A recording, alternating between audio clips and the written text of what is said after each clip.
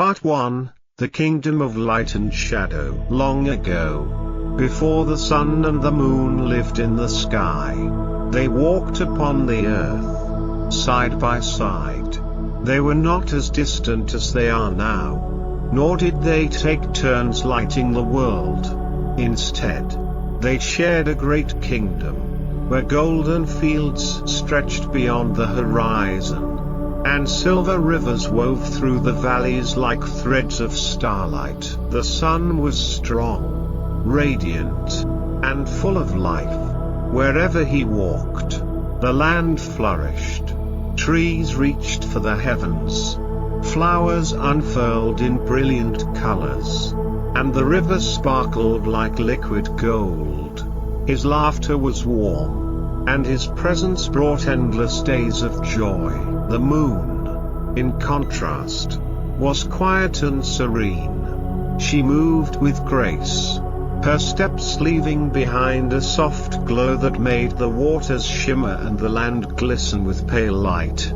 She spoke in whispers, and where she lingered, the world softened. Cool breezes rustled the leaves.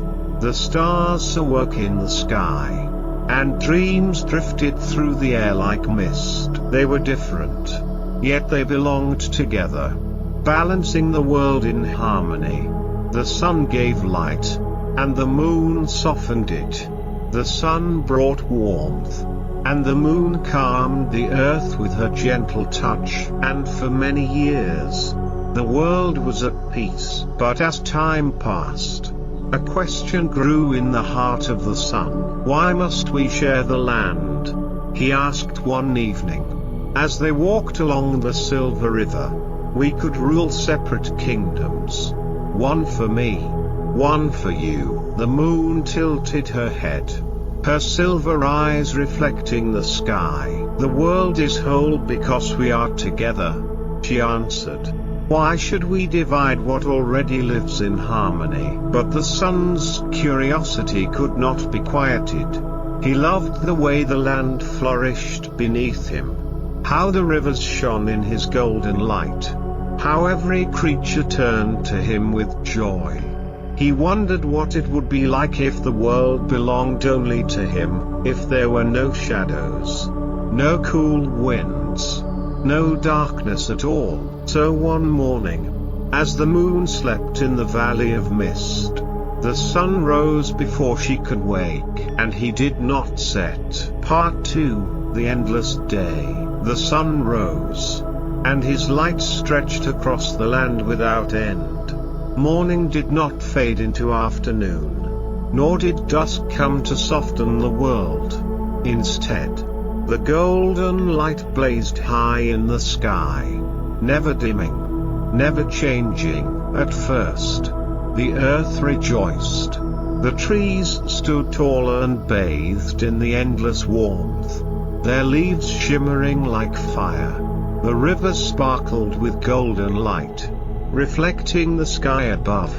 Flowers bloomed in great fields, stretching toward the sun as if they could climb into his embrace. But soon, the land grew restless. The rivers, without the moon's cool touch, became restless and swift, rushing too fast toward the sea. The flowers, once so full of color, began to wither beneath the constant heat. The trees, though mighty, found no rest in the never-ending day, and their leaves curled in exhaustion. The animals, too, grew weary. The songbirds, who sang at dawn, found their voices hoarse from never-ending mourning. The owls, who slept in the comfort of night, could not close their eyes beneath the blazing sky. Even the smallest creatures, fireflies, foxes, and the quiet ones of the forest, searched for shadows. But there were none to be found. Still, the sun did not notice. He walked across the land with pride, watching as his golden light touched every corner of the world. But then, one evening that was not truly evening, He reached the valley of mist, and there, in the place where the silver rivers once ran cool and clear, he saw her, the moon. She lay upon the ground, her glow dim, her silver hair tangled like waves without wind. The mist, which once danced in the air like soft clouds, had faded into nothing. The valley, once alive with quiet whispers, had fallen silent. The sun took a step forward, but the moment his warmth touched her, the moon stirred, opening her pale, silver eyes. She did not speak, she only looked at him, her gaze full of quiet sorrow. And for the first time since he had risen that morning, the sun hesitated. For the first time, he wondered, had he made a mistake? Part 3, The Moon's Lament. The sun stood before the moon, his golden light casting long shadows across the valley. For a moment, he did not speak. He had always known the moon to be quiet, graceful, and serene. But now, she looked fragile. The glow that once surrounded her like a silver veil had dimmed, and her soft light, which once touched the world with comfort, flickered like a candle in the wind. The sun reached out his hand, his warmth brushing against her skin. The moon flinched. It was only the smallest movement, a shiver, barely seen, but it was enough. The sun pulled back. The rivers had dried, the flowers had withered, the animals had grown weary, and now, the moon, too, had begun to fade. She sat up slowly, her silver eyes gazing past him, past the golden fields, past the endless day. She was searching for something that was no longer there. "You did not wake," the sun said, his voice softer than before. The moon looked at him then, and though she said nothing, he understood. She had not been asleep. She had been waiting, waiting for the sky to darken, waiting for the wind to cool, waiting for the stars to return, waiting for him to remember that the world did not belong to him alone. The sun turned his gaze to the horizon. It stretched on forever, golden and bright, unchanging. There was no dusk, no twilight, no night, no stars. The sun had always loved his light, loved the way the world flourished beneath it. But now, he saw what had been lost. "You must rest," the moon whispered, her voice barely a breath. The sun hesitated. He did not know how. For as long as he could remember, he had only ever risen. Never had he faded. Never had he let darkness take his place. But now, looking at the moon, he knew, if he did not set, she would disappear forever. And so, for the first time, the sun bowed his head. His golden light softened. His warmth retreated. The sky deepened, shifting from brilliant gold to a soft, dusky blue. The first star flickered above them, and the moon, with a sigh as gentle as the wind, began to rise. Part 4, The First Night. As the sun dipped below the horizon for the first time, the world held its breath. Golden light faded, giving way to soft shadows that stretched across the land. The rivers, once restless beneath the endless day, now slowed, their waters reflecting the deepening sky. The trees, weary from too much brightness, sighed in relief as the cool night air wove through their branches. The animals stirred. The owls, long hidden in their silent perches, opened their amber eyes. The fireflies, unsure at first, flickered to life in the meadows. The foxes, who had waited in the shade, stepped cautiously into the open, their fur kissed by the silver glow of the rising moon. and in the sky, the first stars blossomed like tiny flowers in a vast, endless garden. The moon, restored by the darkness, stretched her arms, and her silver light spread across the land. She walked with quiet grace, her glow soft and cool, soothing the earth beneath her feet. For the first time, the sun understood. He watched from beyond the edge of the world, feeling something he had never known before, a longing, a quiet ache deep within his golden heart. The world did not miss him. It did not wither without his light. It had only needed to rest. The moon moved across the sky, her presence bringing peace to all who slept beneath her gentle glow. Her light was not the same as his.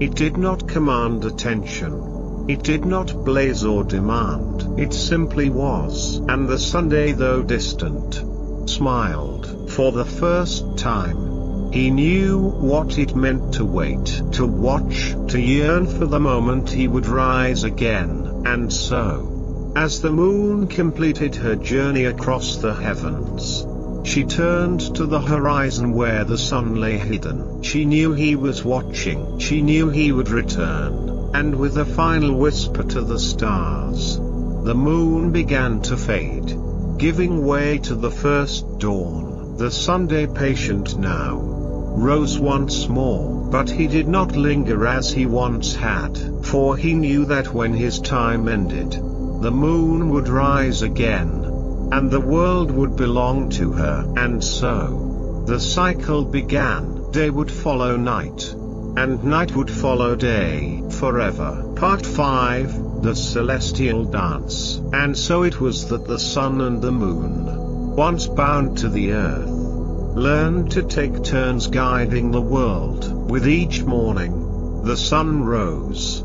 his golden light embracing the land, waking the rivers, warming the forests, calling the creatures of the day from their slumber. Flowers stretched toward the sky, the winds danced over the hills, and the world hummed with life beneath his glow. But as the sun began to tire, he no longer fought to remain in the sky. He no longer feared the coming of the night, for he knew the moon was waiting. And when evening came, he let go. The sun would sink beneath the horizon, painting the sky in soft hues of amber and violet, whispering his farewell to the world he loved. And in his place, the moon would rise, weaving silver threads across the heavens. With her arrival, the land quieted, the rivers slowed, their waters like polished glass beneath her glow. The winds softened, the trees whispered, and dreams took flight among the stars. The animals of the night stirred, their soft steps barely touching the earth. Fireflies flickered like fallen stars in the meadows. The great owls spread their wings in silent flight, and the wolves lifted their voices to the heavens in song. The Sunday, resting beyond the horizon, listened. He listened to the rhythm of the world, to the harmony of night and day, and he understood at last. They were never meant to rule together, nor were they meant to be apart. They were two halves of a single whole, forever chasing, forever waiting, forever longing. And so, from that day forward, the sun and the moon became part of the sky. No longer would they walk upon the earth, for the land had learned to exist without them. Instead, they would watch from above, moving in their endless cycle, each waiting for the moment they could take their place in the heavens once more. A dance of light and shadow, a love story written in the stars, one never ending, never changing, yet always new. And so, the sun smiled from his place in the sky, and the moon, in her quiet way, smiled back. For they would always find each other again. Always. Part 6, the promise in the stars. And so, the sun and the moon took their place in the sky, bound by a cycle that would never break. The world grew accustomed to their rhythm. The creatures of the land learned when to wake and when to rest, when to sing and when to dream. The rivers, once restless, now flowed in harmony with the changing light.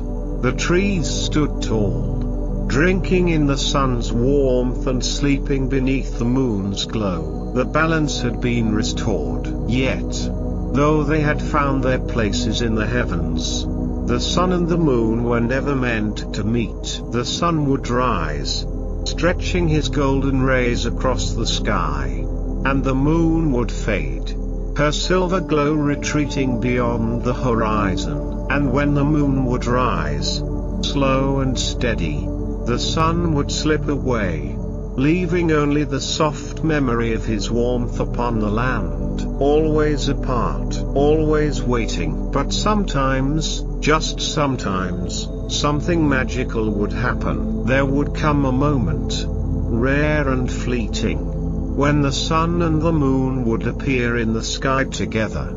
For only the briefest of times, they would share the heavens, their light intertwining in a silent embrace before parting once more. A sunrise where the moon lingers, pale against the morning sky. A twilight where the sun's last golden light touches the moon's silver glow. And in these moments, the world would pause, the rivers would hush, the wind would still. Even the creatures of the earth would lift their eyes, watching the silent reunion above. It was in these moments that the sun and the moon made their quiet promise. A promise to chase, to wait, to meet whenever the sky would allow. A promise written in the stars. A promise that, even when apart, they would always belong to each other. Always. And so, the sun and the moon continued their celestial dance, forever rising, forever setting, forever longing, and the world, wrapped in their light, continued to dream. The end.